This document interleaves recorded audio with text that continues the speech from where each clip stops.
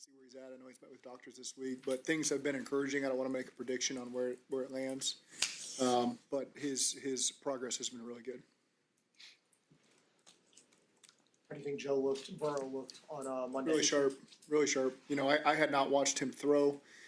He'd been doing that with the trainers, so seeing him live on Monday, get a chance to do that, I'm not gonna say I'm impressed because that's how it always looks, but he was really sharp. Did it look like he had been coming off an injury? I mean, how much could you tell? No, not from a throwing perspective. I mean, everything was in the pocket. There wasn't, you know, it wasn't 11 on 11, so he wasn't required to move. He did his normal movements, threw the ball nice, and so for now, that's where we're at. You know, like I said, we're not doing any 11 on 11.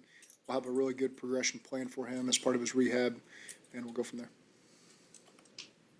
Do you have an idea of when you want to start 11 on 11?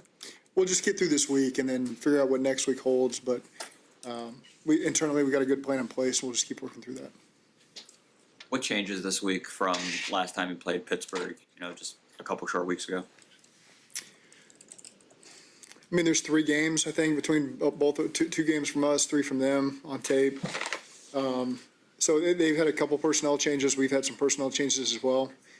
It's always interesting, you know, feels like they're tight turnarounds for the divisional games, and so you spend obviously a lot of time watching our last game against them, trying to predict what they do the same, what they do different. That's the fun of it. You know, you got to get ready to get into the game and be ready to adjust as we get going there, and I think both teams are built to do that. We've played these enough, so it'll just be interesting to see how it plays out. With the Logan trade, what steps do you expect to see both Barrett and Demetrius take in their positions? Well, just keep gaining experience from the reps they're getting. I don't think that the trade has anything to do with that. You know, their position and where they're at. Just keep learning. They're going to make mistakes. There'll be times they're slow to react to something.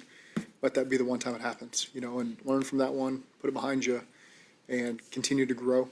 And I expect both those guys to continue to do that. I know Warren has talked a lot about, and Demetrius as well, about, I know Barrett has talked about Warren, and so has Demetrius. What kind of impact leadership has Warren provided? Yeah, he's been around a lot of winning teams. You know, he's played in countless NFC Championship games.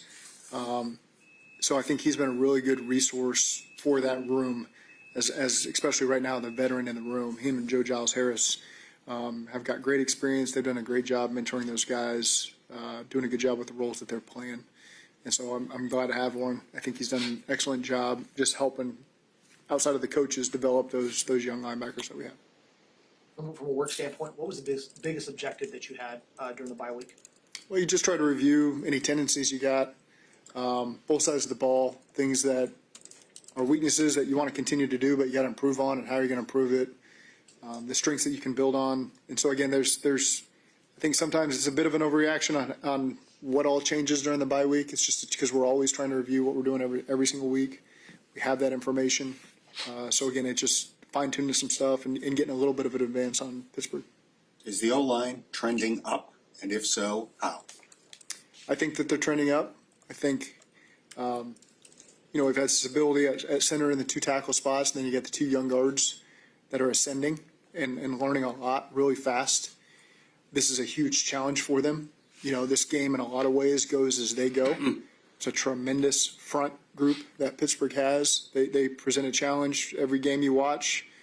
You know, it a lot of times comes down to the trenches in this one, and especially on the road, silent cadence, the advantages that creates for them. And so we have to do a great job. They need to continue to trend upwards in a game like this. If Shamar and Trey can't go, who are you looking to step up this week in place of them too? Well, we still got Joseph, Miles, Cam, said, you know, so we've got a group of guys that have been working in there that would continue to go. It was a limited sample size, was said, but how did you think you played against the Bears and in the practices leading up to that and since? Yeah, I think it's good to have him back. Again, Sed's been about all the right stuff. It's just been unfortunate what happened to him, you know, early in training camp, so he didn't get that spot. But he's been a guy we were excited about coming off of last season, all through the spring. He made a really good impression on everybody, defensive staff, special teams, and so just continue to increase his role as he gets more comfortable.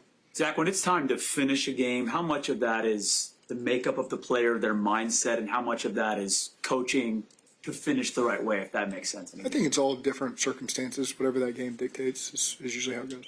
Is there a certain way that you kind of preach finishing in practice? You guys go about it as a coaching staff, or you as a head coach even? It's always different. I mean, again, every game's going to come down to a different finish and what is required.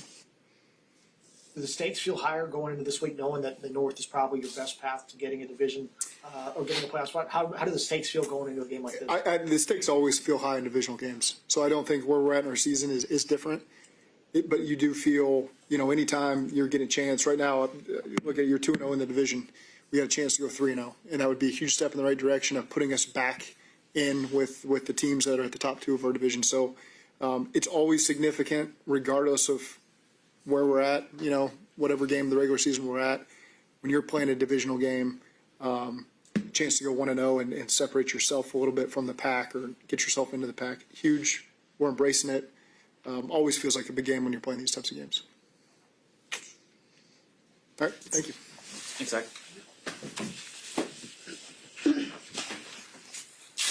If you need me for that, skinny.